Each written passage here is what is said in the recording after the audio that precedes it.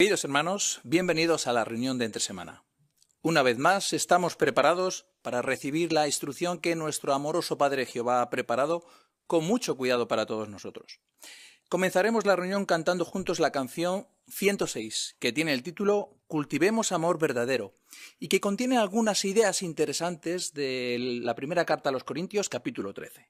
Canción 106, y después nos dirigiremos a Jehová en oración.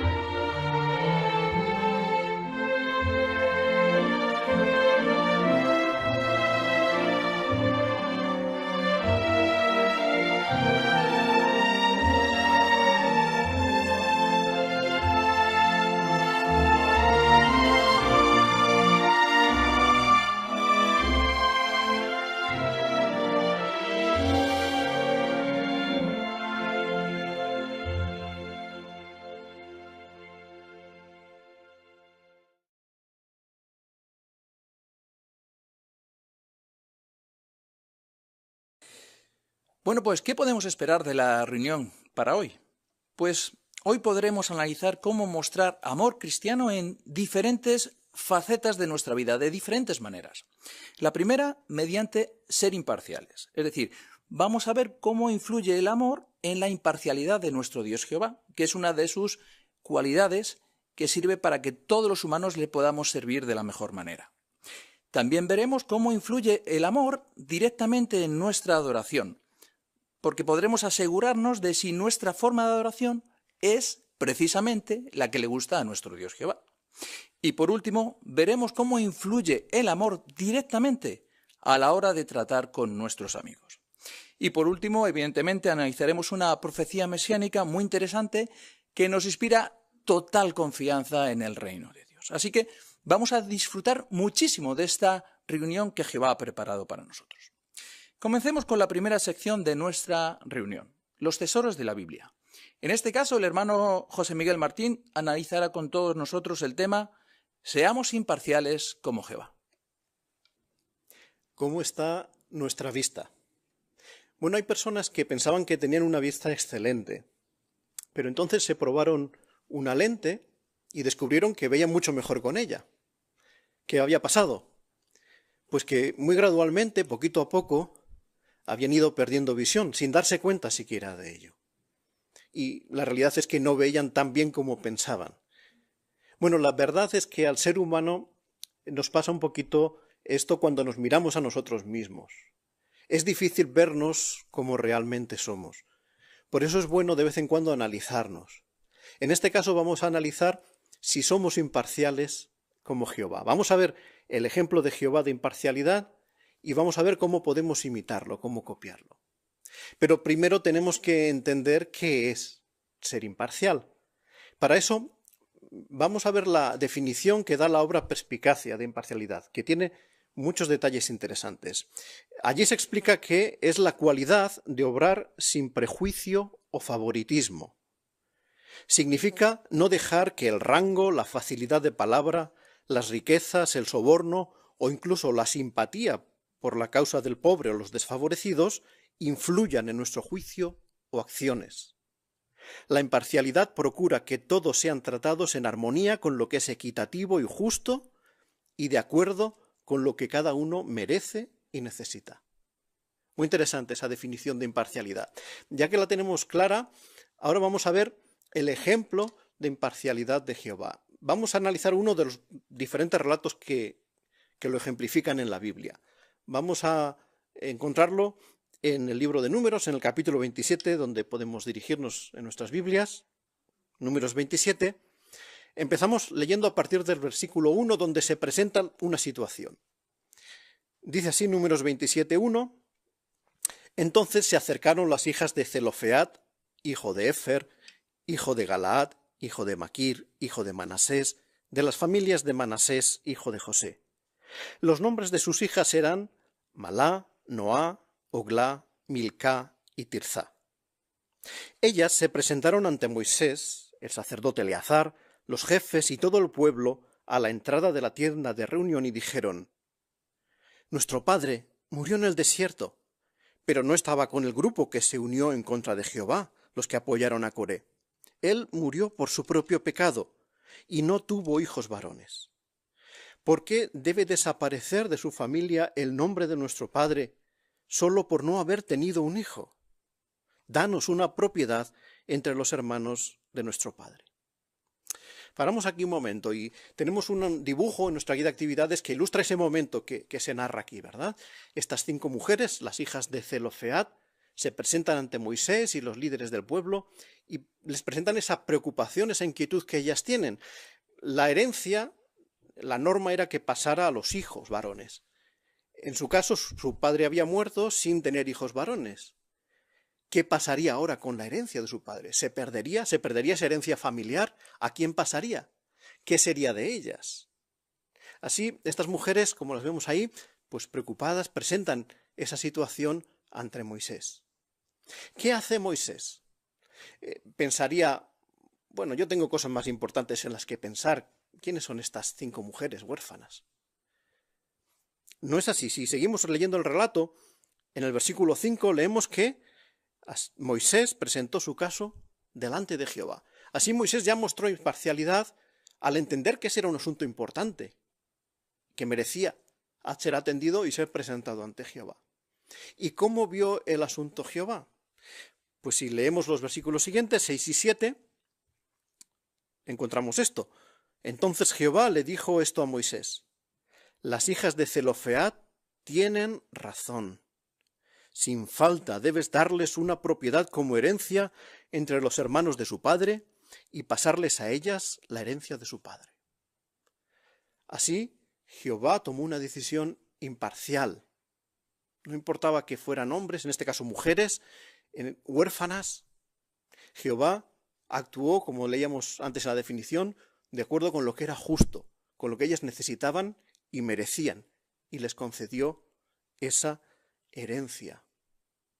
Es más, Jehová no solo hizo una excepción a aquella norma de que heredaban los hijos varones, en este caso. Si leemos en el versículo 8, Jehová dijo: diles a los israelitas, si un hombre muere sin tener un hijo varón, ustedes tienen que hacer que su herencia pase a su hija. Como explica en el versículo 11, esa decisión judicial sería un estatuto para los israelitas. Es decir, Jehová hizo de esa excepción una norma para todas aquellas mujeres que se encontraran en esa misma situación, que muestra de imparcialidad de parte de Jehová en el trato a aquellas mujeres, ¿verdad? Y todas las demás que estuvieran en esa misma situación. Bueno, ¿qué hay de nosotros? ¿Cómo podemos imitar la imparcialidad de Jehová? Bueno, lo podemos hacer de diferentes maneras, al menos de 2 que se explican en nuestra guía de actividades. Tenemos una imagen doble que ilustra esas 2 maneras en que podemos mostrar la imparcialidad. En la imagen de la izquierda vemos el primero de estos campos. Somos imparciales cuando tratamos a nuestros hermanos con amor y dignidad. Y vemos esa imagen, ¿verdad? Un grupo de hermanos, diferentes edades, hombres, mujeres, diferentes razas, disfrutando de una comida, un momento juntos, tratándose con amor y dignidad. Por eso es importante que tengamos cuidado con dos enemigos de la imparcialidad que mencionaba la definición de la obra Perspicacia, que son el prejuicio y el favoritismo. Sí, prejuzgar o hacernos una opinión precipitada de otros por la apariencia, por las cosas superficiales, puede hacer que los tratemos de acuerdo con esa imagen que nos hemos hecho de ellos. O el favoritismo, que podría ser lo contrario, es decir, tratar mejor a quienes nos caen bien. Pero recordamos, imparcialidad no es tratar a otros según nuestra opinión de ellos. Imparcialidad es tratar a otros según lo que es justo, según lo que merecen y necesitan. Y todos nuestros hermanos merecen y necesitan ser tratados con dignidad y con amor, ¿verdad?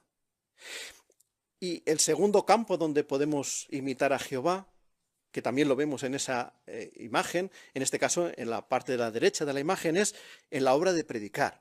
Ahí podemos imitar la imparcialidad de Jehová predicando a todo tipo de personas. Y vemos en la imagen pues una pareja de hermanos nuestros que están predicando en un campo de refugiados, personas de otra nacionalidad, otra raza, en una situación muy desfavorecida, pero ellos también merecen recibir las buenas noticias del reino, ¿verdad? Así no predicamos guiados por prejuicio o no evitamos predicar a alguien por prejuicio, ¿verdad? Todas las personas merecen y necesitan escuchar las buenas noticias de Jehová, del reino. Así estos son solo dos campos, ¿no?, en los que podemos imitar la imparcialidad de Jehová. Claro, si nos preguntamos a nosotros mismos, ¿somos imparciales? ¿Soy imparcial? Seguramente pensemos que sí, que somos imparciales. Pero como decíamos al principio, a veces la imagen que nosotros tenemos de nosotros mismos puede estar distorsionada. Por eso, lo bueno es saber qué opinan otros de nosotros. Así, ¿por qué no hacer esto? ¿Por qué no preguntar a un amigo, a alguien de confianza, cómo nos ven los demás? Recordáis, Jesús hizo algo parecido, ¿no? Preguntó a sus discípulos, ¿quiénes dicen las personas que es el Hijo del Hombre, ¿no? Pues preguntemos a este amigo nuestro, a esta persona de confianza, cómo nos ven los demás, cómo nos conocen. ¿Tenemos la fama de ser personas libres de prejuicio? Bueno, si es así, estupendo. Eso quiere decir que estamos imitando a Jehová, tratando a los demás con imparcialidad. Recordamos, ¿no? Tratamos con justicia, sin favoritismo, sin prejuicio y de acuerdo a lo que las personas merecen y necesitan. Pero, ¿y si no es así? ¿Y si nos damos cuenta nosotros o nos dicen que podemos mejorar ahí, que podemos todavía imitar mejor a Jehová en la imparcialidad? Pues tenemos que pedir la ayuda de Jehová, porque la imparcialidad no es solo cómo tratamos a otros, nace en el corazón. La imparcialidad es nuestra actitud. Cuando tenemos una actitud imparcial, tratamos a otros con imparcialidad. Así pidamos ayuda a Jehová para cambiar eso, nuestro corazón, nuestra actitud, para poder imitar su imparcialidad, y cuando lo hagamos podremos ser como espejos que reflejan con total claridad la imparcialidad de Jehová. Pues muchísimas gracias, hermano Martín, por transmitirnos esta información de una manera tan clara, tan práctica y a la vez tan útil en este mundo en que vivimos. A continuación, el hermano Alexis Candelo analizará la asignación Busquemos perlas escondidas, basándose en los capítulos asignados para esta semana, que son los capítulos 27 a 29 del libro de Números. Muy bien, llegó la hora de hablar de las perlas que hemos encontrado en nuestra preparación y tenemos muchísimas ganas de escuchar los comentarios de todos ustedes, hermanos. Comencemos leyendo los versículos 7 y 14 de Números 28. Un voluntario, por favor. Hermano Isaac. Hermano Johnny, por favor. Isaac, no, Johnny. Adelante. Junto con su correspondiente ofrenda líquida, 1/4 de hin por cada cordero. Derrama la bebida alcohólica en el lugar santo como ofrenda líquida para Jehová. El 14 dice: y sus correspondientes ofrendas líquidas serán medio hin de vino por toro, 1/3 de hin por el carnero y 1/4 de hin por cordero. Esta es la ofrenda quemada mensual para cada mes del año. Muy bien, muchas gracias, Johnny. La pregunta es, ¿qué eran las ofrendas líquidas o libaciones? Hermana Jocelyn. La libación consistía en vino que se derramaba sobre el altar y se presentaba junto con la mayoría de las otras ofrendas. Pablo usó este tipo de ofrenda como ejemplo para expresar su deseo de gastar todas sus fuerzas ayudando a sus hermanos cristianos. Muy bien, muchas gracias. Hermana Arto, Esther. La nota que aparece en el texto para ofrenda líquida dice que es servicio público, y así fue en el caso de Pablo, ya que las labores que hizo a favor de los filipenses, como se muestra en el capítulo 2 y versículo 17, constituían un servicio público desempeñado con amor y diligencia. Muy bien, claro que sí. Hermano Lavado, David.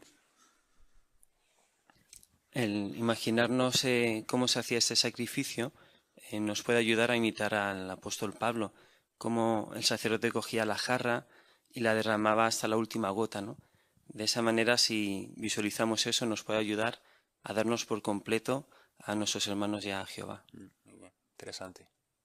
David, muchas gracias. Excelente. Pasemos a la pregunta siguiente.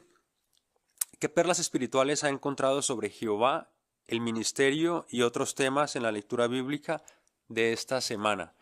Hermano Román. En el capítulo 27 es interesante cuando Jehová le dice a Moisés que ya va a fallecer. La primera reacción de Moisés en los versículos 16 y 17, lo primero que le viene a la mente a Moisés es que tiene que poner a cargo a alguien del pueblo para que lo cuide, para que lo guíe. Y ahí vemos lo que realmente era lo primero para Moisés. Él ponía los intereses de los demás encima de los suyos. ¿Por qué? Porque amaba a los israelitas, amaba al pueblo. Y nosotros hoy en día es muy urgente que imitemos su ejemplo. Tenemos que interesarnos por los demás, tener ese interés por encima de los nuestros propios, con una llamada, un mensaje. ¿Por qué? Porque sabemos que eso fortalece la unidad y va a ser clave en el futuro para poder sobrevivir. Muy bien, muchas gracias. Hermana Gilo, Marta. Si vemos en el capítulo 27 que surge un asunto delicado y en el versículo 5 dice que Moisés presenta su caso delante de Jehová. Así que aquí Moisés nos pone un bonito ejemplo, porque a pesar de que llevaba más de 40 años dirigiendo al pueblo y seguro que conociendo muy bien la forma de pensar de Jehová, pero él fue humilde y buscó la guía de Jehová, no confió ni en su experiencia ni en sus habilidades. Nosotros queremos también copiar este ejemplo, no queremos nunca confiar en nuestras experiencias, en nuestras habilidades, sino siempre ser humildes y en todo momento buscar la guía de Jehová. Claro que sí, claro que sí. Hermana Macías, Lourdes. En Números 27:12 encontramos que Jehová le dice a Moisés que suba a la montaña para ver la tierra prometida. Y Moisés puede ver que la tierra prometida es muy buena. Así es que nosotros, aunque no estamos en el paraíso, podemos visualizarlo o imaginarlo cuando leemos en la Biblia las promesas de cómo será el paraíso. Muy bien, excelente, muchas gracias. Hermana Anabel Delgado. ¿Por qué iba Josué a ser un buen líder? Primero porque lo había escogido Jehová y segundo por lo que se menciona en el capítulo 27, el versículo 18. Dice que era un hombre que tenía un buen espíritu y ese buen espíritu o fuerza lo motivaba a hacer acciones y esas acciones reflejaban fe, capacidad, valentía y fidelidad en Jehová. Los israelitas podían estar tranquilos de estar en las mejores manos. Igualmente, nosotros estamos en las mejores manos porque, al igual que Josué, los hombres que hoy día nos dirigen, nombrados por Espíritu Santo por Jehová, demuestran las mismas cualidades que Josué. Muy bien, excelente. Hermano Chomin. Sabemos que Moisés tenía una comunicación directa con Jehová y recibía así las instrucciones, pero en el capítulo 27, en el versículo 21, ahora se establece un nuevo sistema para Josué.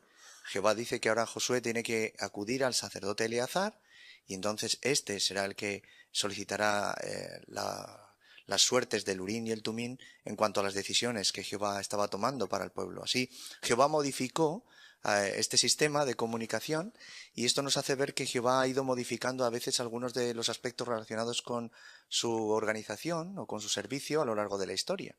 En nuestros días vemos que la Organización de Jehová también hace a veces cambios y modificaciones en nuestras maneras de predicar, de reunirnos, etc. Y deberíamos estar apoyando esos cambios porque sabemos que tienen la bendición de Jehová. Muy bien, excelente. Hermano Isaac. Hablando acerca de la herencia, en Números 27:6 en adelante, pues mostraría cómo Jehová también cuidaría de las viudas. No se habla de la esposa de Zelofead, pero la esposa en este caso no recibiría herencia. Mientras que llegaba el nuevo heredero, ella era la propietaria, entonces disfrutaría de las tierras, y cuando éste llegaba, el nuevo heredero, pues se convertiría en su esposa también. Entonces muestra cómo la viuda nunca llegaría a estar desamparada. Esto me enseña sobre Jehová, que siempre está pendiente de los afligidos, y me recuerda que yo también pues debo de estarlo. Excelente, muchas gracias. Hermano Jovel. El capítulo 27, versículos 12 y 13, nos muestra que debido a que Moisés había pecado, no pudo entrar en la tierra prometida. Y esto nos enseña que si queremos pasar también nosotros al nuevo mundo, pues es importante esforzarnos por no hacer nada que nos haga perder el favor de Jehová. Y algo que nos puede ayudar a ello es leer la Biblia y meditar en ella cada día. Muy bien. Muy bien, hermano Arto. Rubén. En el capítulo 29 se habla en varias ocasiones que las ofrendas debían seguir el procedimiento regular establecido por Jehová. Y estos procedimientos permitían seguir las instrucciones de Jehová sin que se pasara por alto algunos aspectos importantes que Jehová quería. Pues de igual modo, en la organización de Jehová se establecen procedimientos en las congregaciones, en los cuerpos de ancianos, los superintendentes viajantes o sucursales.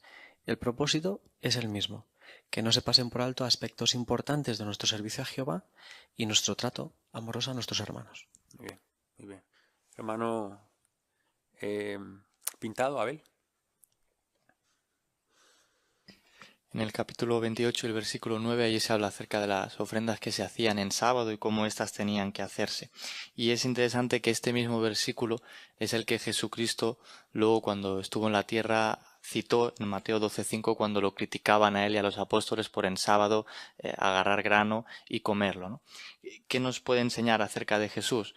Que aunque él era consciente, ¿no?, de que esta ley iba a terminar, él no le restó importancia a la ley, ¿no?, sino que además citó de ella y la conocía muy bien, ¿no? Por lo que aprendemos cuán importante es que estudiemos, ¿no?, que estudiemos al completo la Biblia, aunque, por ejemplo, esta ley mosaica ahora sabemos que ya ha sido abolida, pero sin duda los principios que hay en las bases de esta ley nos pueden ayudar mucho en nuestros días. Así es. Muy bien. Hermana Iglesia, Sema. En Números 28:2 leemos que Jehová le dijo a los israelitas que debían asegurarse de los sacrificios que ellos hacían para que así fueran agradables a la vista de Jehová. Asegurarse significaba que tenían la obligación de adquirir seguridad de que lo que estaban haciendo lo estaban haciendo bien. ¿Por qué? Porque en ese momento esos sacrificios eran el medio que tenían para tener aprobación por Jehová. Hoy en día no tenemos que hacer esos sacrificios, pero tenemos otro tipo de sacrificios y esa es la manera que veremos si tenemos una buena forma de oración o no. Así que tenemos que asegurarnos no solo si estamos haciendo las acciones correctas, sino también con la actitud correcta, porque así como bendice el texto, pues conseguiremos que sea agradable para Jehová. Muy bien, muchas gracias. Hermano Marroquín, Juan Manuel.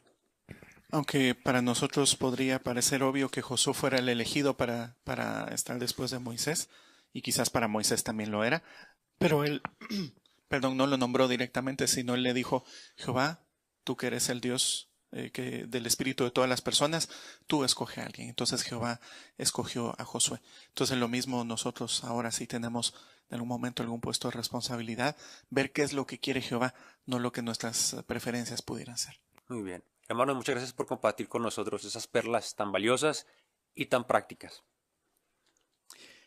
Pues muchísimas gracias, hermano Candelo, por dirigir de una manera tan hábil esta asignación, y a todos los que habéis participado con vuestros buenos comentarios bien preparados, porque así han enriquecido el análisis de estos capítulos de la Biblia.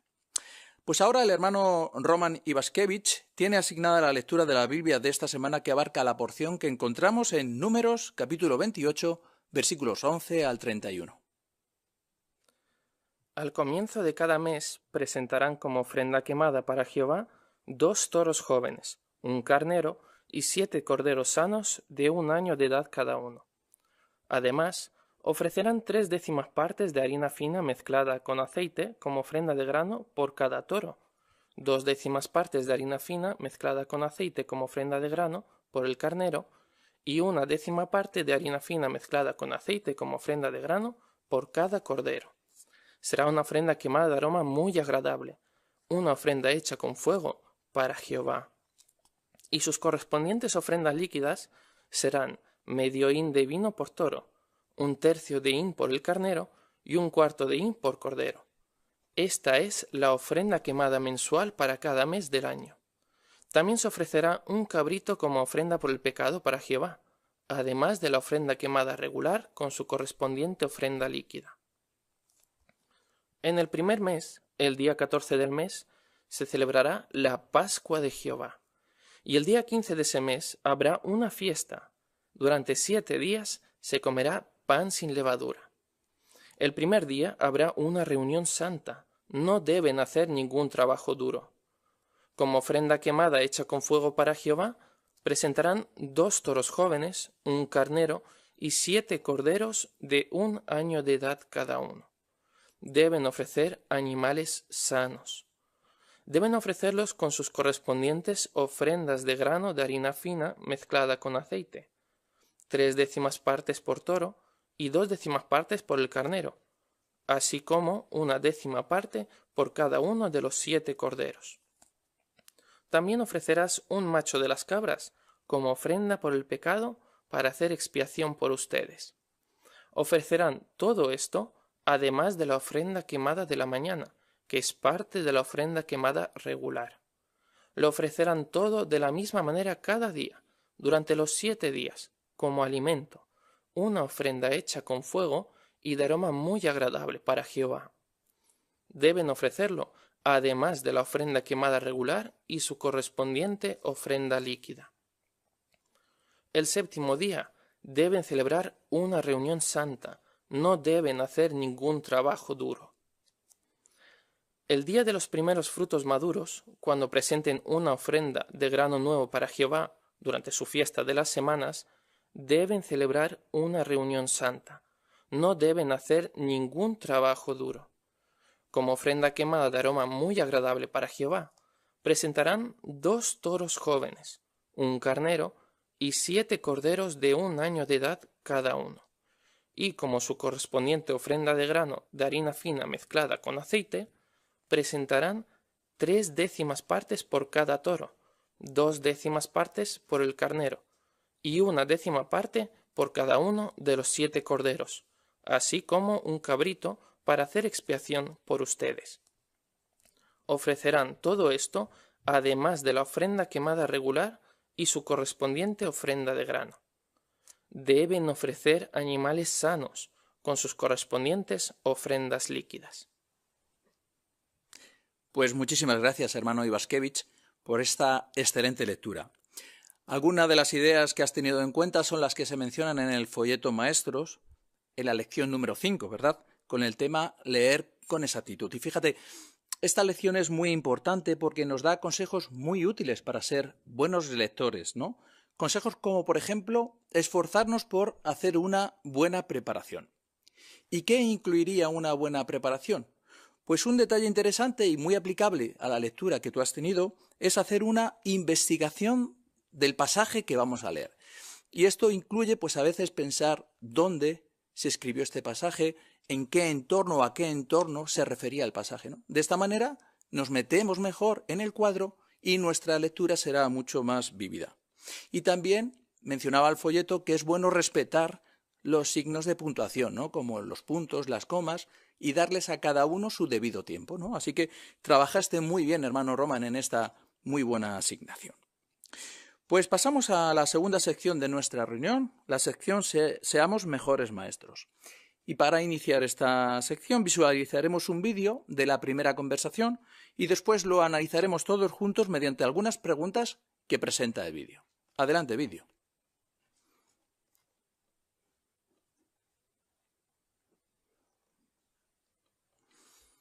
Hoy estamos hablando sobre cuál es el propósito de Dios para la humanidad.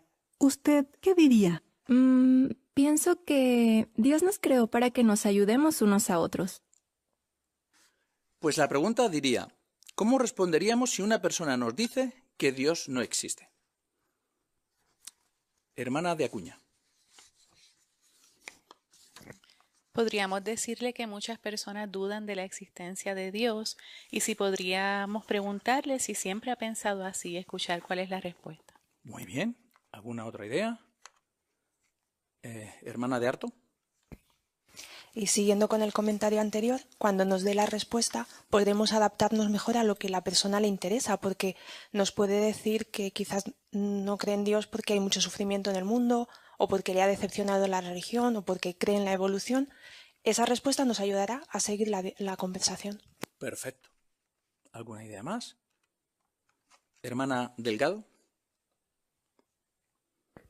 También en la página web en JW, bajo la sección Preguntas sobre la Biblia, hay una pregunta que responde la pregunta ¿de veras existe Dios? ¿No? Y muestra argumentos bíblicos que nos puede ayudar para poder contestarle a la persona o responderle. Muy bien, pues ya tenemos diferentes ideas para seguir con la conversación.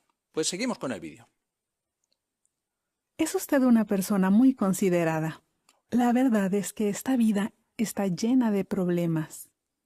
Sin embargo, la Biblia dice que Dios no quería que nuestra vida fuera así. ¿De verdad? Sí.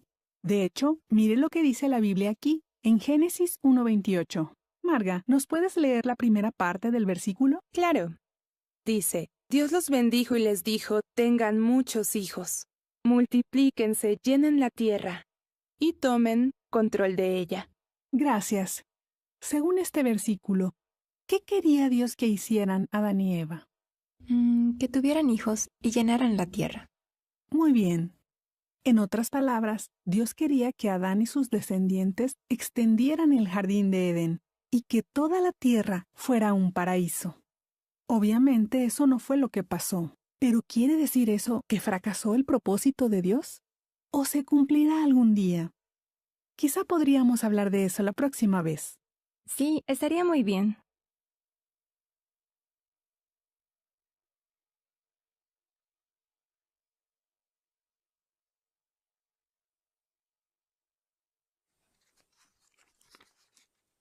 Muy bien, pues otra pregunta interesante que se queda ahí, ¿no? La pregunta sería, ¿qué publicación del kit de enseñanza le ofrecería a la persona?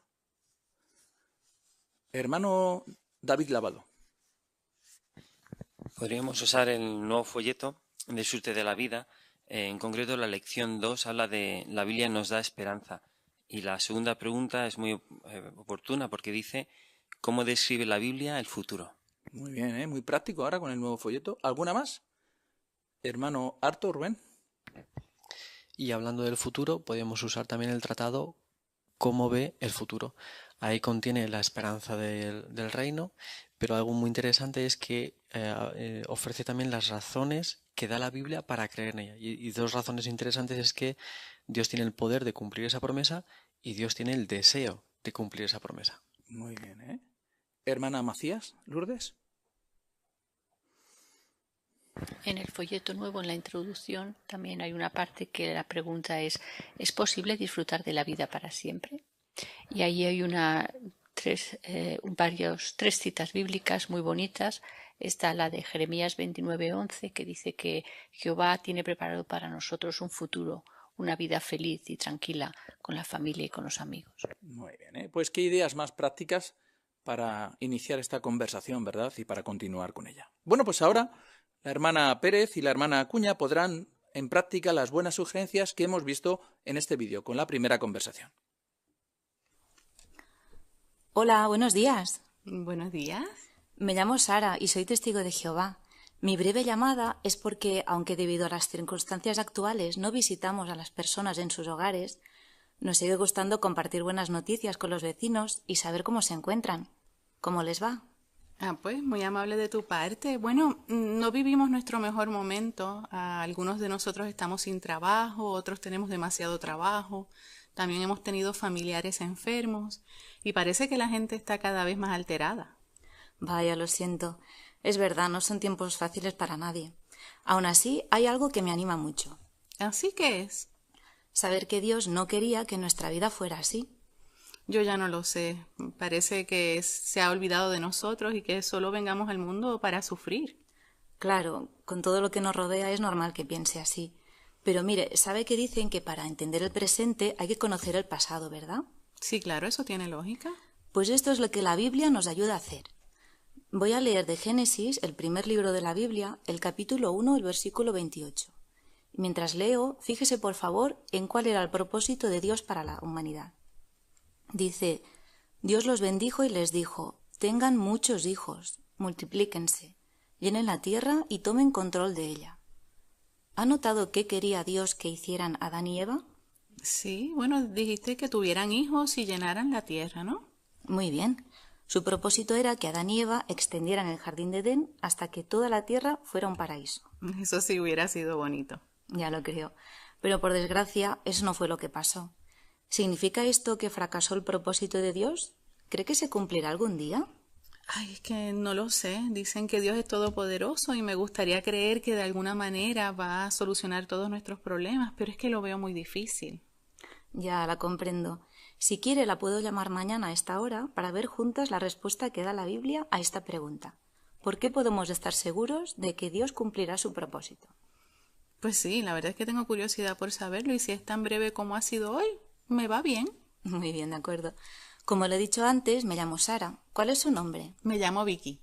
Un placer, Vicky, y muchas gracias por su tiempo. Hablamos mañana. Muy bien, hasta mañana.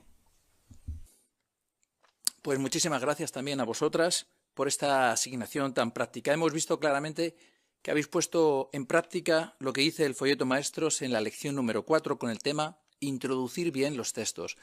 Y fijaos, ¿por qué es importantísimo introducir bien los textos? Pues porque dependiendo de cómo introduzcamos los textos, así será el beneficio que extraiga la persona del texto que acabamos de leer. Una de las cosas que decía el folleto Maestros es que primero tenemos que seleccionar bien el texto que vamos a leer, tener claro cuál es el texto que queremos leer. Y una vez que ya sabemos cuál es el texto que queremos leer, ahora preparar el terreno para poder leer ese texto. Y lo hiciste de una manera espectacular, Sara. Una introducción muy buena para que ahora pudiera la persona entender claramente qué relación había entre el texto que tú has leído y las ideas que estabas transmitiendo desde el principio. Muchísimas gracias por vuestra excelente asignación. Pues la última asignación de esta sección de nuestra reunión es el discurso que lleva el tema ¿qué sacrificios le agradan a Dios? Y está a cargo de nuestro hermano Jaime Castel y tendrá como base para su discurso la información que encontramos en la atalaya del 1 de abril de 2007 en las páginas 17 y 18. Cuando escuchamos la palabra sacrificio o el verbo sacrificar, ¿qué nos viene a la mente? Puede que pensemos en ofrenda, trabajo, esfuerzo, aunque después de leer los capítulos 28 y 29 de Números, muy probablemente nos acordemos de ofrendas de frutos de la tierra, sacrificios de animales como toros, tórtolas, ovejas, cabras. Y es interesante cómo Dios les dio a los israelitas instrucciones claras sobre cómo debían adorarlo y qué ofrendas y sacrificios debían hacer, cuándo y para qué. Por ejemplo, habían ofrendas que se consumían completamente con el fuego. Estas eran conocidas como holocaustos. También habían ofrendas o sacrificios de comunión, en los cuales aquel que hacía el sacrificio comía una parte de lo que se había sacrificado. Ahora bien, podemos preguntarnos, ¿eran importantes estos sacrificios y estas ofrendas? Sin lugar a dudas. Eran parte de la adoración de Jehová. Él había establecido en la ley que les había dado a su pueblo cómo y cuándo hacer cada ofrenda, cada sacrificio y por qué. Mediante estas ofrendas y estos sacrificios, el pueblo podía demostrar su reconocimiento a Jehová. ¿Cómo lo reconocían? Como el Dios, el gran soberano del universo. Y también era el método que había puesto Jehová para que los israelitas pudiesen resolver sus problemas, es decir, reconciliarse con Jehová, y obtener perdón por sus errores y sus pecados. Pero no solo eso. ¿Les daba algún otro beneficio o algo otro las ofrendas y sacrificios? Leamos juntos lo que dice Proverbios capítulo 3, versículos 9 y 10. Proverbios 3, versículos 9 y 10 dice: honra a Jehová con tus cosas valiosas, con lo mejor de todos tus productos. Entonces tus graneros estarán repletos y tus bodegas rebosarán de vino nuevo. Vemos la relación causa-efecto que hay en el versículo. Honra a Jehová con todo y entonces recibirás bendiciones. Vino y las bodegas llenas y los graneros estarán repletos. Es decir, las necesidades estarán cubiertas. Este principio es válido hoy también, y nosotros queremos honrar a Jehová, queremos sacrificarle, hacerle sacrificios, pero no solo por recibir beneficios, sino porque en verdad lo amamos. Entonces, ¿cómo podemos honrarle? ¿Cómo podemos hacer sacrificios? Vemos lo que dice el versículo 9, dice: honra a Jehová con tus cosas valiosas, con lo mejor. ¿Y qué son nuestras cosas valiosas? ¿Qué es lo mejor? Pues son nuestro tiempo, nuestras fuerzas, nuestros talentos, nuestras posesiones materiales. Claro, cuando meditamos en esto, rápido podemos llegar a preguntarnos, entonces, ¿cuánto significa lo mejor? ¿Cuánto debo darle a Jehová para que a Él le agrade mi sacrificio? Para que a Él le agrade mi ofrenda. Dependerá de nuestras circunstancias. Claro, como las circunstancias personales varían de una persona a otra, o incluso nos varían a nosotros en diferentes momentos de la vida, no sería justo que estas circunstancias limitasen nuestra capacidad de darle ofrendas a Jehová y que le sean agradables, ¿verdad? Y sabemos que Jehová es amor y el origen de la justicia. Por lo tanto, seguro que hay otros aspectos a tener en cuenta cuando le ofrecemos algo a Jehová para que sea de su agrado. Las palabras que encontramos en Oseas 6.6 nos ayudarán a entender uno de estos aspectos.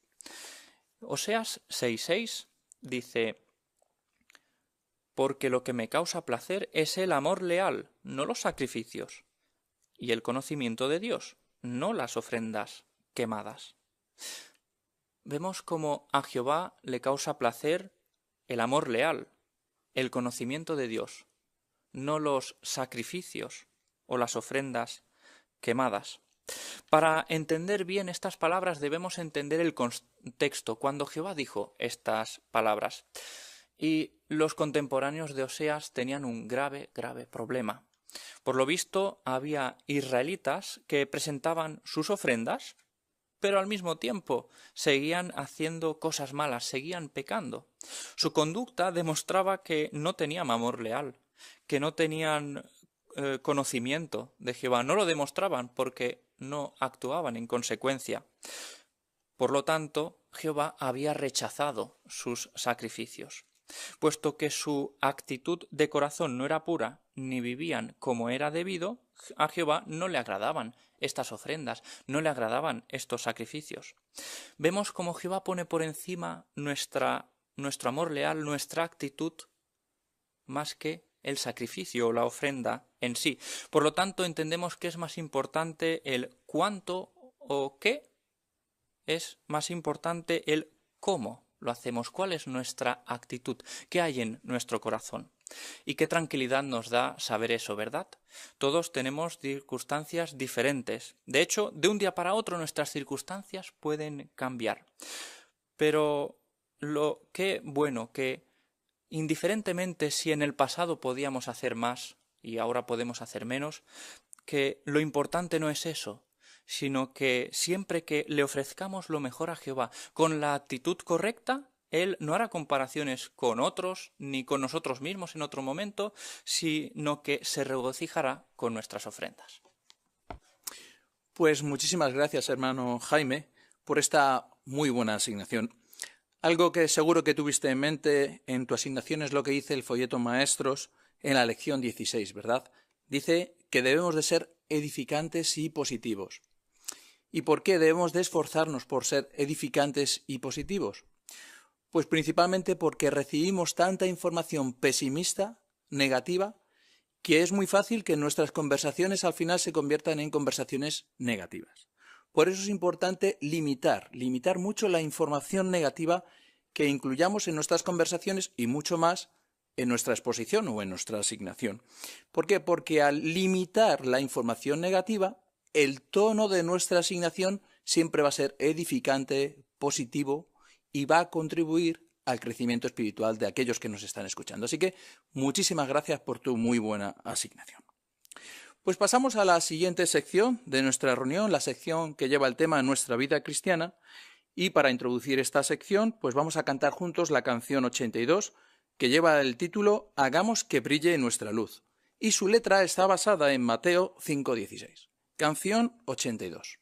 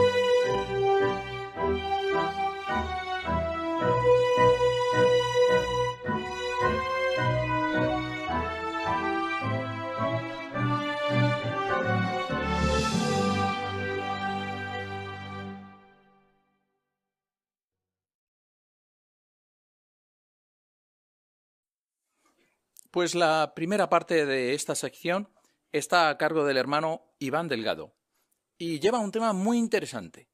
Hazte amigo de Jehová, ama a tu prójimo. Cuando hablamos de imparcialidad, quizás uno piense que esto es para personas adultas. Bueno, es cierto, ¿no?, que también influye en las personas adultas, pero lamentablemente debido al mundo que vivimos, Satanás no solamente influye en los adultos, también puede influir en nuestros jóvenes e incluso nuestros niños. ¿Qué os parece si vemos un vídeo en el que Sofía demuestra imparcialidad? Y luego haremos algunas preguntas que ayudarán a nuestros jóvenes, y no solo a nuestros jóvenes, sino también a nosotros a imitar a Jehová. Veamos el vídeo, por favor.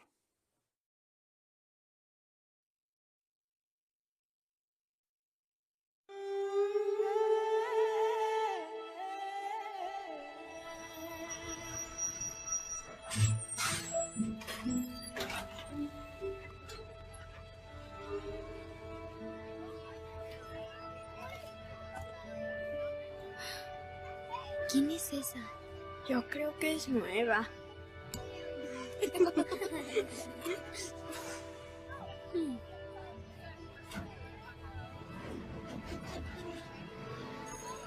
Buenos días, niños. Quiero presentarles a Priya. Ella es de la India. ¿De dónde? No sé dónde está eso. Ok, hoy vamos a trabajar en parejas. ¿A quién le gustaría trabajar con Priya? Sofía! Tú conmigo, ¿verdad? Está bien. Muy bien. ¿Por qué no hacemos primero este ejercicio y luego este? Está ocupada.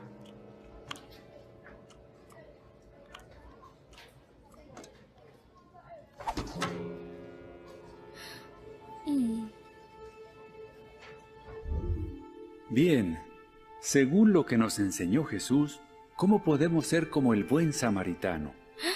Sí, Sofía. Ayudándoles a otras personas cuando lo necesitan.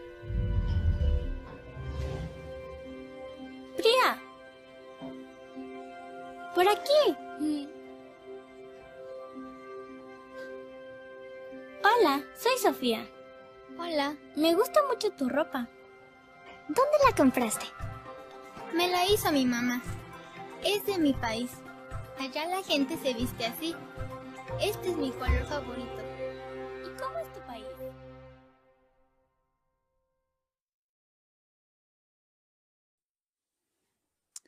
Bueno, ¿qué os parece si ahora hacemos las preguntas que dijimos anteriormente? Hagamos la primera. ¿Por qué algunos niños de la escuela no trataban bien a Priya? Estáis todos invitados a comentar. Hermano Macías. Bueno, ella no vestía como los demás, era diferente, venía de otro país, no la conocían de antes y eso les hizo reaccionar de esta manera. Muy bien, muchas gracias, hermano Macías. Hermano Harto. Algún aspecto más envuelto podría ser quizá la ignorancia de dónde procedía, el desconocimiento o incluso quizá algún prejuicio. Muy bien, muchas gracias. Hagamos la segunda pregunta. ¿Qué hizo Sofía para tratar a Priya con amor? Hermano Pérez. Pues una de las cosas que hizo fue invitarla a sentarse con ella para comer. Muy bien, muchas gracias. Hermano Pintado. Y algo que le ayudó a tratarla así fue el recordar la ilustración, ¿no?, que se había mencionado en la reunión sobre el samaritano. Muy bien, muchas gracias. Hermana de Harto. Y algo bonito es que le preguntó cosas sobre su país, sobre su ropa, quería conocerla mejor, algo que a ella le interesaba. Muy bien, muchas gracias también. Hagamos la tercera pregunta. ¿Cómo podrían nuestros jóvenes tratar con amor a alguien que es diferente a ti? Hermana Ivaskevic. Cuando predicamos lo hacemos a todo tipo o clase de personas sin pasar por alto a los extranjeros, y también en la congregación con nuestros hermanos, aunque sean de un origen distinto al nuestro, los tratamos a todos con dignidad, bondad y amor y nos interesamos por todos. Muy bien, muchas gracias. Hermano Isaac Rodríguez. Y una cualidad que nos puede ayudar es la humildad, el mostrar interés por los demás, querer conocerlos y querer aprender más acerca de ellos y también su cultura. Muy bien, perfecto. Hermana Iglesias. Sí, en el vídeo hemos visto que un gesto de interés pequeño puede marcar la diferencia y sobre todo en la conciencia de un niño. Si uno va a la escuela, si uno va al instituto, pues intentar ponernos en los zapatos de la otra persona puede ayudarle. Muy bien. Pues muchas gracias a todos por vuestros comentarios que habéis dado. Sin duda, esto de la imparcialidad, como hemos visto, no solamente afecta a los adultos, afecta a los jóvenes, a los niños. Por eso, imitemos a Sofía y de esa manera imitaremos a nuestro Padre Jehová. Pues muchísimas gracias, hermano Delgado, por la buena asignación que has realizado. A continuación, el hermano Chomin Acuña analizará con todos nosotros un tema muy interesante. El tema es: ¿quién es un amigo verdadero? Te escuchamos, hermano Acuña. La Biblia dice que los amigos verdaderos sirven para todo tiempo, para los buenos momentos y para los momentos difíciles. La pregunta sería, ¿qué es un amigo verdadero? ¿Dónde poder conseguir amigos de ese tipo? Y también, si los tenemos, ¿cómo podemos mantenerlos? Vamos a dejar que mediante uno de nuestros vídeos de la pizarra animada se nos respondan a estas y a otras preguntas que después tendremos oportunidad de poder responder entre todos los presentes. Así que, por favor, veamos primero el vídeo.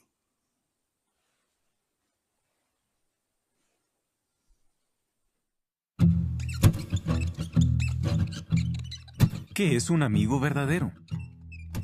Alguien que saca a relucir lo mejor de ti. Alguien que está siempre ahí para ayudarte, hasta en los momentos más difíciles. Proverbios 18:24 dice que es alguien más allegado que un hermano. Eso sí que es un amigo. Pero hay que saber buscarlo. Y cuidado, no lo conseguirás queriendo caerle bien a todo el mundo. Entonces, ¿cómo lo encontrarás? Recuerda que las apariencias engañan, así que esfuérzate por ver lo que hay en el interior. Busca un amigo en quien puedas confiar, alguien que sepa perdonar y que no te eche en cara tus errores. Además, ten en cuenta que un amigo de verdad vale más que 100 amigos virtuales. Para hallar un buen amigo, quizá tengas que salir de tu propio mundo. Amplía tus horizontes. Puede que lo encuentres donde menos te lo imagines. No vayas en busca de un clon de ti mismo. Tus amigos pudieran tener habilidades o pasatiempos distintos a los tuyos. Pudieran ser mayores que tú o incluso más jóvenes. Pudieran ser de otra raza o cultura. Sé de mente abierta. Eso sí, busca amigos que tengan valores. ¿Alguna vez has tenido amigos que se hayan aprovechado de ti o que se hayan puesto a decir chismes o mentiras de ti a los demás? Te mereces algo mejor. Aléjate de la gente tóxica, esos parásitos que solo piensan en sí mismos, esos que tratan de hundirte burlándose de tu acento, de tu ropa o hasta de tus creencias. Los verdaderos amigos no son así. Te aceptan como eres. Rodéate de amigos inteligentes. Y no inteligentes por tener buenas notas, sino por saber tomar buenas decisiones. Esos amigos tienen valores y los defienden. Puedes aprender mucho de ellos. Proverbios 27:17 nos enseña que los amigos se pulen entre sí. Así que un buen amigo te hará mejor persona. Y si ya encontraste a una persona así, no esperes a que venga a ti. Vamos, lánzate, ve y habla con esa persona. Pero recuerda, no hables solo de ti mismo. Hazle preguntas y luego escucha. Presta atención a todo lo que te diga. Y es que escuchar es uno de los mejores regalos que puedes hacerle a un amigo. ¿Y luego qué? Hay que cultivar esa amistad. Y eso requiere esfuerzo, mucho esfuerzo. Solo así lograrás que crezca y se haga fuerte. Esfuérzate por ser un amigo leal, un amigo que no guarda rencor, uno que está dispuesto a tender una mano en todo momento. Si lo haces, esa amistad de veras florecerá. Filipenses 2:4 dice que uno no debe concentrarse únicamente en sus propios asuntos, sino que debe interesarse por los demás. Y es que en eso consiste la verdadera amistad.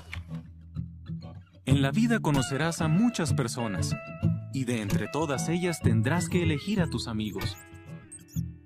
Si eliges bien, verás qué bueno es tener amigos de verdad.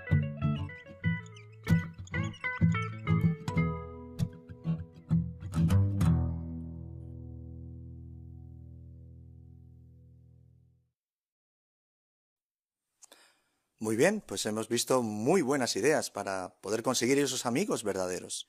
Hablemos acerca de algunas de ellas con la respuesta a las preguntas que tenemos aquí citadas.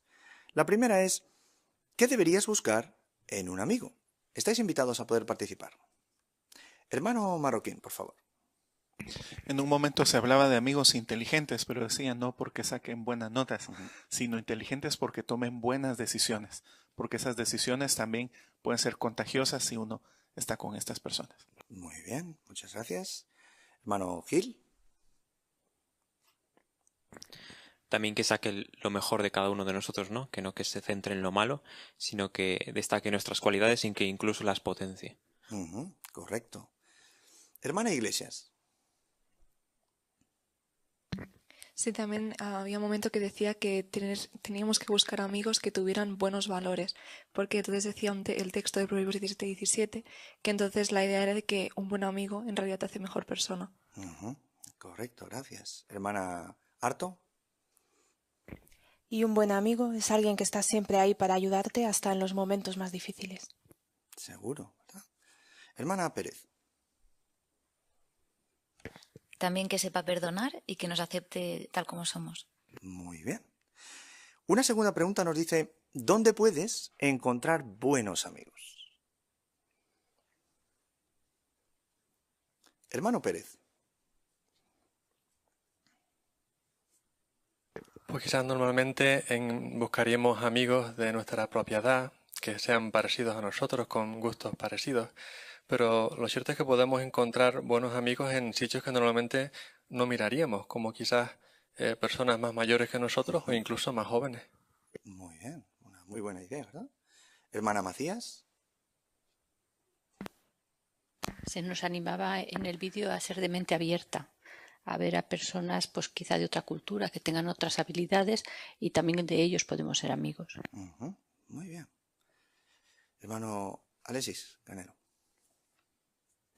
Sí, y también tener en cuenta que las redes sociales no son lo más adecuado porque eso no es realista. Entonces también no solamente tener en cuenta dónde encontrar buenos amigos, sino también dónde no es probable encontrar buenos amigos. Muy bien, era una muy buena advertencia. La tercera de las preguntas nos dice, ¿cómo puedes cultivar una buena amistad? Hermano Castelo.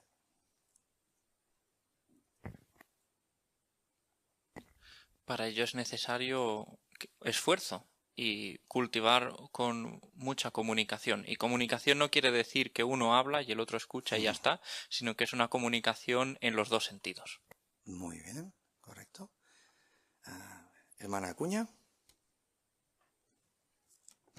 Se nos citó de Filipenses 2:4 y de la importancia de interesarnos por los demás.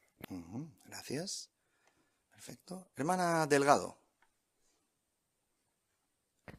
Igual que nosotros buscamos buenas cualidades o ciertas cosas en los amigos que elegimos, igualmente para cultivar la amistad debemos demostrar esas mismas cualidades para ser buenos amigos. Cierto, ¿verdad? Muy bien. Hermano Rodríguez. Y también podemos cultivar el perdón. En las amistades pues también es bueno tener un amigo que sepa perdonar y nosotros también al mismo tiempo perdonar. Muy bien, correcto. Pues muchas gracias por los comentarios. Hemos visto entonces dónde buscar los amigos verdaderos, qué es un amigo verdadero y cómo mantenerlo. Y como se nos ha mostrado con algunos de los versículos que citaba la pizarra animada, es muy importante disfrutar de esos amigos. Una pregunta añadida sería, ¿somos nosotros un amigo verdadero para otros? Pues quizás esa es una de las metas en las que podemos trabajar para así hacer que otros puedan servir, al igual que nosotros, felizmente a nuestro Dios Jehová. Pues muchísimas gracias también a ti, hermano Acuña, por la dirección tan hábil de esta asignación tan bonita. Pues seguimos con el desarrollo de nuestra reunión y llegamos al análisis del estudio bíblico de congregación, que estará a cargo del hermano Mariano Macías. Y la información que tenemos para esta semana es la información que encontramos en el capítulo 8, los párrafos 8 al 15, y también analizaremos el recuadro 8a. Bien, tal como se ha comentado, pues retomamos este capítulo 8 en el párrafo 8 también. Así esto quiere decir que seguimos el hilo que iniciamos la semana pasada, es una profecía mesiánica, y hoy nos centraremos en cómo destaca la magnitud que tiene el reino de Cristo, y también hablaremos acerca de por qué podemos confiar en esta profecía. Así estáis invitados, evidentemente, a ofrecer vuestros comentarios, todos vosotros, y en primer lugar comenzaremos con la lectura de los primeros 3 párrafos, 8 al 10, y nuestro hermano David Lavado es el lector. Por favor, David. En cambio, hay alguien que sí se merece toda nuestra confianza. Jesús predijo al futuro rey mesiánico usando uno de los elementos del enigma profético, un brote trasplantado. ¿Qué dice la profecía? Ahora no intervienen águilas grandes, sino el propio Jehová. Tomará un brote tierno de la punta del alto cedro y lo plantará en una montaña alta y elevada. Ese brote crecerá hasta convertirse en un cedro majestuoso, donde vivirán aves de todo tipo. Entonces, todos los árboles del campo sabrán que fue Jehová quien hizo crecer este árbol majestuoso. ¿Cómo se cumplió la profecía? Jehová tomó a su Hijo, Jesucristo, del linaje real de David, del alto cedro, y lo plantó en el monte Sión celestial, una montaña alta y elevada. Así que Jehová tomó a Jesús, a quien sus enemigos consideraban el más humilde o insignificante de los hombres, y lo puso en alto cuando le dio el trono de David su padre. Igual que un cedro majestuoso, Jesucristo, el Mesías, estará por encima de toda la tierra. Él les dará a sus súbditos incontables bendiciones. Ese gobernante sí se merece nuestra más absoluta confianza. Bajo la sombra del reinado de Jesús, todo el mundo será obediente y vivirá seguro. El terror a la calamidad no le robará la paz a nadie. Gracias, David. ¿Puedes leernos, por favor, también la profecía de Ezequiel 17, 22 al 24? Eso es lo que dice el Señor soberano Jehová. Tomaré un brote de la punta del alto cedro y lo plantaré. De la punta de sus ramitas arrancaré un brote tierno y yo mismo lo plantaré en una montaña alta y elevada. Lo plantaré en una montaña alta de Israel y sus ramas crecerán. Dará fruto y se convertirá en un cedro majestuoso. Y aves de todo tipo vivirán debajo de él y residirán a la sombra de sus ramas. Y todos los árboles del campo tendrán que saber que yo, Jehová, he rebajado al árbol alto y he engrandecido al árbol bajo. Al árbol verde lo he secado y al árbol seco lo he hecho florecer. Yo, Jehová, lo he dicho y lo he hecho. Excelente. Muchísimas gracias, David. Pues, en primer lugar, la pregunta para estos párrafos es la siguiente. ¿Qué profetizó Jehová acerca del futuro rey mesiánico? Y también después analizaremos cómo se cumple la profecía. Así, en primer lugar, ¿qué profetizó Jehová? Empezamos con el hermano Castell, por favor. Tal como acabamos de leer en Ezequiel capítulo 17, él mismo, Jehová, iba a tomar un brote tierno de la punta del alto cedro y luego lo iba a plantar en una montaña alta y elevada. Entonces este brote tierno se iba a convertir en un cedro majestuoso donde todas las aves de todo tipo iban a vivir y también todos los demás árboles del campo iban a saber que todo había sido porque Jehová hizo crecer ese árbol. Excelente. Muchísimas gracias, Castell. Muy bien. Pues este es un buen resumen y quizás la siguiente pregunta es cómo se cumple esa profecía. Hermano Gilo, por favor. Sí, pues un primer análisis encontramos a Jesús como este brote tierno que es arrancado del linaje real de David, que es o hace referencia al alto cedro, y Jehová lo plantó en una montaña alta y elevada que se refiere al monte Sión celestial. Muy bien, excelente. Hermano Acuña, por favor. Y como se había predicho, pues la posición de Jesús, Jehová la tenía clara, pero el resto de los humanos no tanto. Lo veían como alguien insignificante, alguien que no era precisamente de mucho valor, una persona más. Algunos lo despreciaron cuando estuvo aquí, así que no lo situaban en esa posición tan excelsa que la profecía estaba marcando que iba a tener. Muy bien, gracias, Chomín. Hermano Harto, por favor. Y esta profecía está también apoyada por algunos textos bíblicos, como el Salmo 2.6, cuando dice que Jehová es el que establece a su rey en Sión, en su santa montaña. Y dando un salto a Apocalipsis, en 14.1 se habla cómo se ve al Cordero Jesús ya entronizado como rey y con él a los 144.000. Así que redondean o apoyan esta profecía de Ezequiel. Excelente, muy bien. Hermana Iglesias, por favor. Sí, también la comparación es muy buena, de un brote tierno, algo que es frágil, que es fácil de pisar, que se puede romper enseguida. Ahora Jehová lo toma y lo pone en alto para convertirlo en un cedro majestuoso. Eso da evidencia en lo que dice Daniel 4:17, que dice que Jehová tiene la capacidad de dar la autoridad a quien él quiera, incluso a la persona más humilde. Muy bien, excelente, muchas gracias. Hermano José Miguel, por favor. Martín. Y también la profecía da a entender las condiciones que habrá, ¿no?, bajo ese reinado de Jesús, cuando allí explicaba que las aves buscarían refugio, así que será un lugar seguro donde podremos estar tranquilos y en paz bajo el reinado de ese rey, y todos lo reconocerían, ¿no? Como decía, todo el mundo será obediente, todo el mundo lo reconocerá como el único rey aprobado por Jehová. Excelente, muchas gracias. Hermana Arto, por favor. Y parte de esta profecía también está apoyada con la de Jeremías 23:5, cuando Jeremías llamó apropiadamente al futuro Mesías el brote de David. Así que al debido tiempo Jesús nacería en el seno de una familia del linaje de David. Excelente. Esta profecía de Jeremías, desde luego, ayuda muchísimo. Encaja perfectamente. Hermano Marroquín, por favor. Para los enemigos de Jesús, que él se llamara hijo de Dios era blasfemo, se rasgaban las vestiduras. E incluso cuando Pilato puso el letrero Rey de los Judíos, se opusieron a eso. Sin embargo, Jehová no veía así las cosas, porque ya Jesús resucitado dijo que había recibido toda la autoridad de parte de Jehová.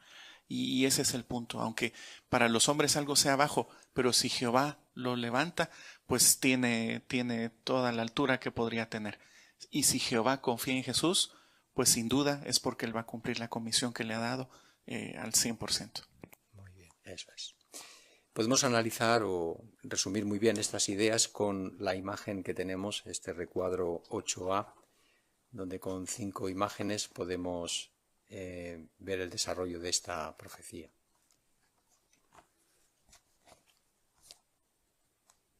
Sara, por favor. Sí, la que hemos visto en nuestros párrafos es como Jehová planta a su Hijo en el monte Sión celestial, y bajo la sombra del reinado de Jesús, los humanos obedientes vivirán seguros. Muy bien, eso es. Exacto. Y Abel, por favor.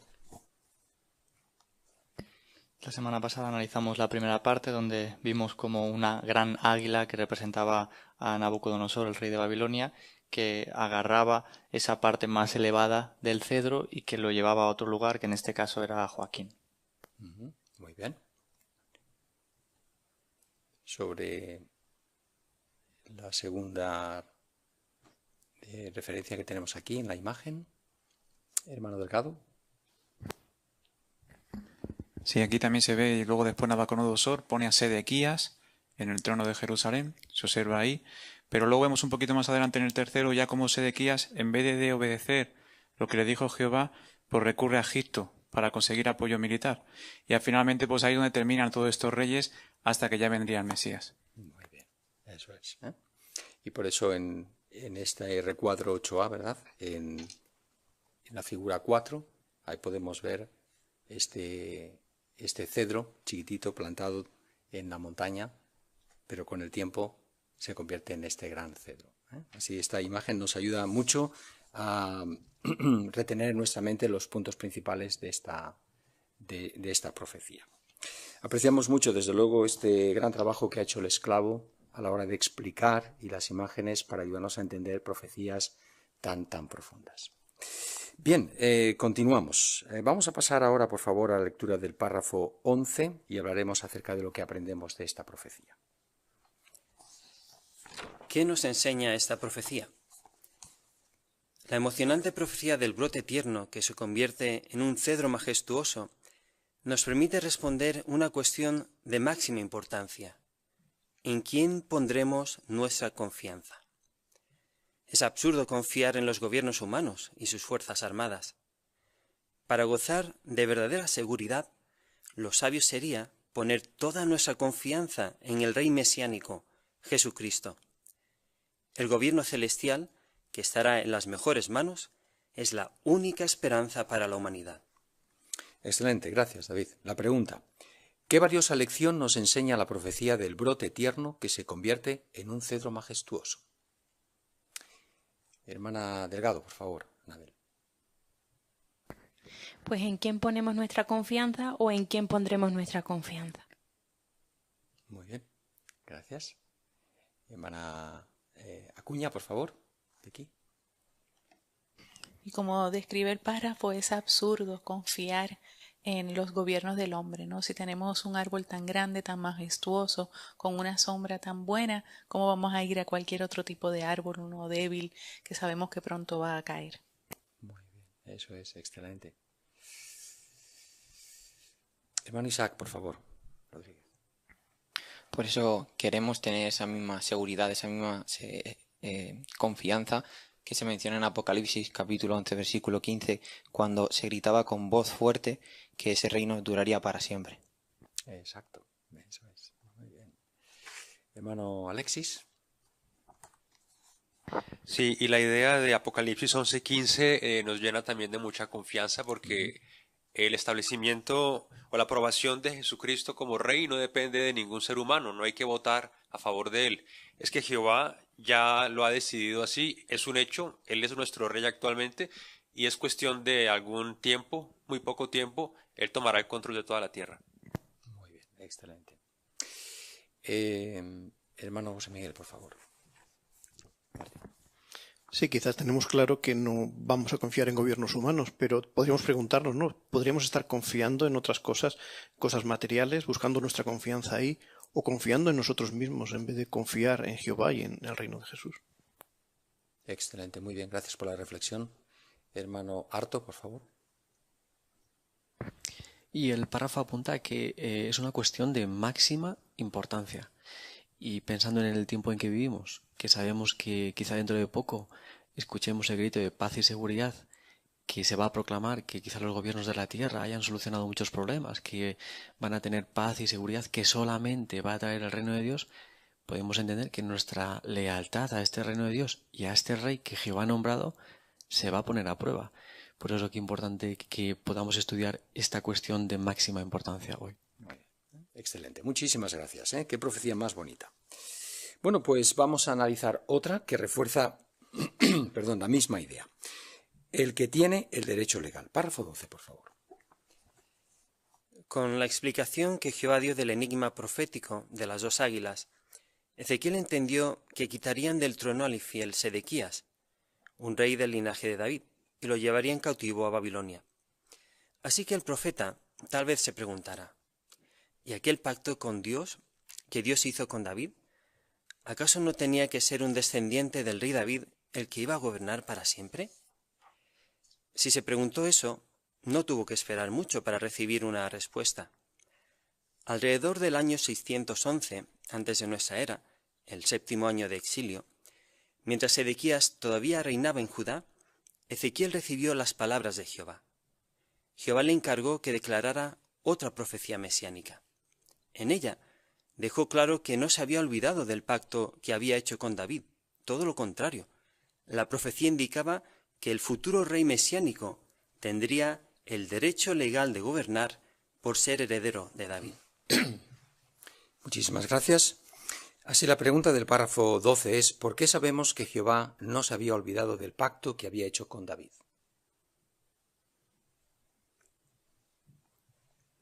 Hermana Arto, por favor. Porque en otra profecía mesiánica Jehová reveló a Ezequiel que el futuro rey mesiánico tendría el derecho legal de gobernar por ser heredero de David, así que con estas palabras dejó claro que no se había olvidado de ese pacto. Muy bien, excelente. Hermana Delgado, por favor. Y vemos lo bueno que fue Jehová, ¿no? Porque Ezequiel tenía dudas y tenía preguntas. ¿Cuánto tiempo tardó Jehová en darle respuesta a esas preguntas? Pues el enigma profético fue en el 612 antes de nuestra era y la siguiente profecía mesiánica fue en el 611, aproximadamente un año. O sea, no tardó mucho en darle respuesta a esas dudas e inquietudes. Muy bien, excelente. Hermano Gil, por favor. Y eran muy lógicas las dudas de Ezequiel porque en 2 Samuel capítulo 7 versículo 16 se menciona claramente la profecía, ¿no? Tú y tu casa, tu reino, es decir, el de David, estarán firmes para siempre. Entonces, si ahora le quitaban el puesto a Sedequías, que era del linaje de David, no cumpliría Jehová su pacto. ¿A quién pondrían, no? Entonces era muy lógica la preocupación que tenía Ezequiel, pero Jehová con tiempo pues lo solucionó. Excelente. Muy bien. Muy bien. Continuamos, pues. Leemos párrafos 13, primero Ezequiel 21, 25 al 27 y los párrafos 13 y 14, por favor. Pero tu día ha llegado, oh herido de muerte y malvado jefe de Israel. Ha llegado el tiempo de tu castigo final. Eso es lo que dice el Señor soberano Jehová. Quita el turbante y retira la corona. Ya no será como antes. Pon en alto al que está abajo y echa abajo al que está arriba. Una ruina, la dejaré hecha una ruina, y no será de nadie hasta que venga el que tiene el derecho legal, y a él se la daré. ¿Qué dice la profecía? Mediante Ezequiel, Jehová se dirige sin tapujos al malvado jefe de Israel, a quien le ha llegado la hora de recibir su merecido. Jehová le dice a este malvado gobernante que le quitarán el turbante y la corona, símbolos de la autoridad de un rey. Luego se pondrá en alto a las autoridades que están abajo, y se echará abajo a los que están arriba. Las autoridades que serán puestas en alto mantendrán su posición, pero solo hasta que venga el que tiene el derecho legal, y entonces Jehová le dará el reino a él. ¿Cómo se cumplió la profecía? En el año 607, antes de nuestra era, los babilonios destruyeron Jerusalén, quitaron del trono al rey Sedequías y se lo llevaron cautivo. De este modo se echó abajo al que estaba arriba, o sea, al reino de Judá que tenía su sede en Jerusalén. En ese momento, como en Jerusalén ya no había un rey del linaje de David, los que estaban abajo, es decir, los gobiernos de otras naciones, fueron puestos en alto. Así quedó la tierra bajo su control, pero solo por un periodo establecido. Los tiempos señalados de las naciones terminaron en 1914, cuando Jehová coronó a Jesucristo.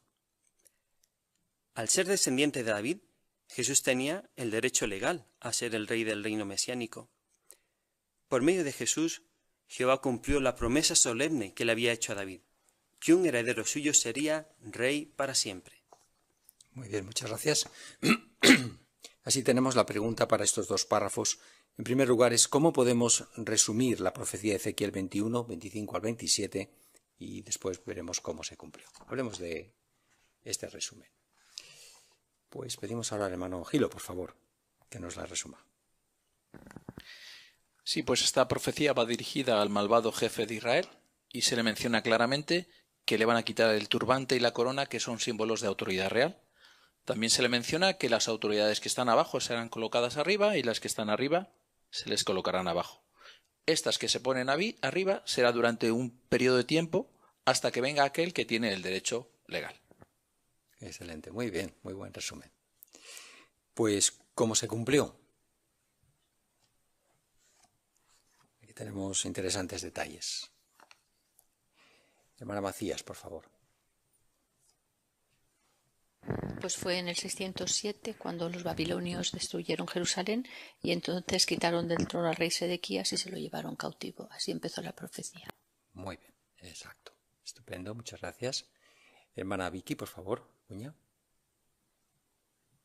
El siguiente detalle de que los que están abajo estarían arriba tuvo su cumplimiento cuando gobiernos de otras naciones no israelitas fueron puestas en alto a dirigir la nación. Excelente. ¿Cómo nos ayuda a entender esto Lucas 21-24? Hermana Harto, por favor. Ahí menciona que Jerusalén sería pisoteada por las naciones, así que aunque era la capital del reino terrestre aprobado por Jehová, pero la ciudad sería hollada o aplastada por las naciones en el sentido de que los gobiernos humanos interrumpirían el gobierno de Dios sobre su pueblo. Muy bien, excelente. Hermano Abel, por favor. Sí, el versículo añade en la nota que sería por naciones de gentiles, o sea, de naciones que no serían judías, y que eso fue lo que ocurrió desde el momento en el que el último rey de Judá fue Sedequías, y ya no hubo otro. ¿Hasta cuándo? Hasta que se cumplieron los tiempos señalados de las naciones, que ese fue el momento en el que a partir de 1914 empezó a reinar Jesús. Muy bien, excelente. Hermano Delgado, por favor. Sí, eso nos viene a la mente cuando el hermano Russell entró a Invetel en ese mismo año y dijo: el tiempo de los gentiles ha terminado. Así que ahí se cumplió esa profecía. Muy bien, muchas gracias. Hermano Acuña, por favor. Y sabemos por el registro bíblico que Jesús no era un usurpador de esa posición de rey del linaje de David, pues se nos hace cita en Mateo y en Lucas sobre el linaje que tenía por parte de su madre. Incluso Jehová hizo los arreglos necesarios para que su padre adoptivo, José, también ratificara el hecho de que Jesús pertenecía al linaje de David por parte de él. Y además tenemos la máxima, que es que el que estableció el linaje de David fue Jehová. Y Jehová estaba dando la aprobación a que Jesús fuera el rey. Muy bien, excelente. Muchísimas gracias, Chomín. Hermano Alexis Candela, por favor. Sí, y la expresión en el derecho legal es que Jehová como máxima autoridad así lo ha establecido, se lo prometió a David, como dijo Chomín, también la genealogía bíblica no da margen a error, es Jesucristo, de manera que desde todo punto de vista es Jesucristo aquella persona que tiene ese derecho legal y nadie puede discutir o rebatir esa realidad. Muy bien, Alexis, eso es. Qué oportuna, ¿verdad?, fue esta profecía, porque, como sabemos, nos ubicamos muy cerca del año 607, cuando dejó de gobernar sobre la tierra un rey de la línea de David. Así que ahí, evidentemente, a Ezequiel y a otros les surgirían mucho las dudas. Cómo Jehová salió al paso y dio rápidamente su punto de vista al respecto y cómo iba a manejar la situación. Así es, estupendo en este sentido. Y nuevamente destacamos, ¿verdad?, de qué forma tan sencilla el esclavo en este libro, Adoración Pura, nos está ayudando a entender estas profecías profundas. Continuamos, concluimos con el último párrafo, el 15, que hablaremos acerca de qué nos enseña esta profecía. David, por favor. ¿Qué nos enseña esta profecía? Podemos poner toda nuestra confianza en el Rey, Jesucristo. ¿Por qué? Porque Él no es como los gobernantes del mundo, que han sido elegidos por seres humanos, o que han ocupado el poder a la fuerza. Jesucristo fue escogido por Jehová y recibió un reino que le corresponde por derecho legal. Definitivamente, el Rey que Jehová mismo ha nombrado sí se merece nuestra total confianza. Muchísimas gracias, David, por tu excelente lectura. Vamos a leer Daniel 7, 13, 14, así un voluntario, por favor, que nos lo quiera leer. Hermano Jovel Pérez.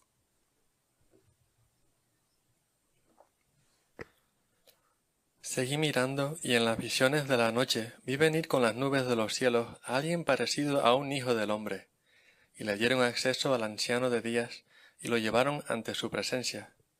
Y recibió dominio, honra y un reino para que gente de todo pueblo, nación e idioma le sirviera. Su dominio es un dominio eterno, que nunca acabará, y su reino no será destruido. Muy bien, muchísimas gracias, Jovel. ¿Por qué podemos poner toda nuestra confianza en el Rey Jesucristo? Hermana Marta, por favor. Pues porque Jesucristo ha sido escogido por Jehová y además Él tiene el derecho legal a ser el Rey del reino de Dios. Muy bien, excelente. Muchas gracias. Hermana Sara, por favor. Como hemos leído en Daniel 7:14, es el propio Jehová quien le da el reino, autoridad y honra. Muy bien, un excelente detalle, ¿verdad? Hermana Ivaskevich, por favor. Y también, como hemos analizado en párrafos anteriores, si queremos gozar de verdadera seguridad, de paz, tenemos que poner toda nuestra confianza en el Rey Jesucristo, que es la única esperanza para la humanidad, porque será el único reino que permanezca para siempre. Muy bien, excelente. Hermano Gilo, por favor. Sí, como vemos en el dibujo, vemos a Jesús con su cetro de autoridad, porque precisamente Jesús tiene el derecho legal establecido por Jehová. Él es el heredero de un pacto con promesa, el pacto davídico. Él es el que va a recibir, o este reino ha recibido este reino para traer bendiciones a todas las naciones. Así que él tiene ese derecho legal, no es una imposición de Jehová, sino que él tiene ese derecho. Muy bien, excelente. Y recordamos, ¿verdad?, lo que comentamos en la profecía anterior. ¿Qué conseguirá este cedro alto y majestuoso? Hermano Arto. Recordamos que las aves del cielo van ahí, encuentran refugio, tranquilidad, alimento. Pues del mismo modo, todo pueblo, nación, lengua se va a sentir bien bajo su reinado. No habrá clases sociales, ni primer ni tercer mundo. Todos podremos servir a Jehová en completa perfección, sabiendo qué tipo de rey tenemos, porque además lo conocemos bien, sabiendo que nos va a cuidar, proteger y nos va a elevar hasta la perfección para que podamos servir a Jehová por toda la eternidad. Muy bien, excelente, muchas gracias, Rubén.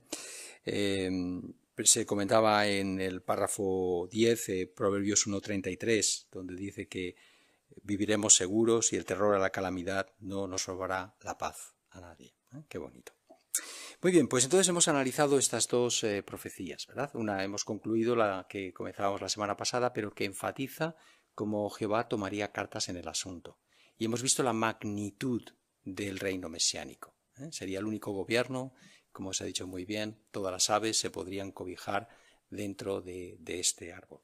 Y esta segunda profecía que hemos analizado también, la del derecho legal, es que nos ayuda a ver de que es un gobierno que es un gobierno en el que podemos tener confianza, será un gobierno seguro, un gobierno que no depende de la votación de las personas, sino que depende de Jehová mismo directamente, que como hemos leído en Daniel, él pondrá a Jesús en el lugar que le corresponde como rey.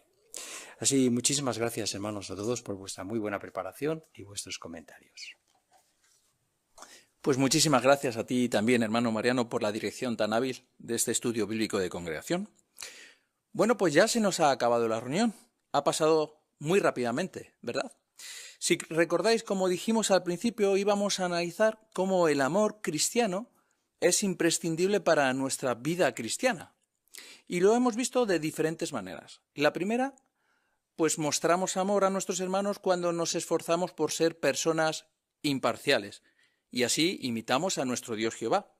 Intentamos tratar a todos por igual, porque todos conocemos a Jehová, sabemos que Jehová es un Dios imparcial, que no mira raza, no mira nación ni lengua, incluso tampoco se fija en los privilegios de servicio que uno tenga, ¿no?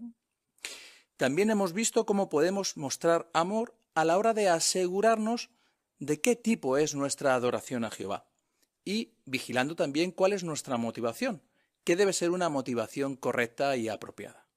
Y por último, claro, hemos visto también cómo el amor afecta directamente a nuestra relación con los amigos. Es decir, ¿cómo podemos ser buenos amigos? ¿Qué significa ser un buen amigo? Pues para ello es necesario esta preciosa cualidad, que es el amor. Y por último, como hemos visto en la consideración del libro bíblico de Ezequiel, pues sin duda que la profecía que hemos analizado afianza nuestra confianza en que Jehová lo tiene todo bien pensado y que va a llevar a cabo su propósito pase lo que pase. Y sin duda que eso son muy buenas noticias para todos nosotros. ¿Y qué veremos la semana que viene?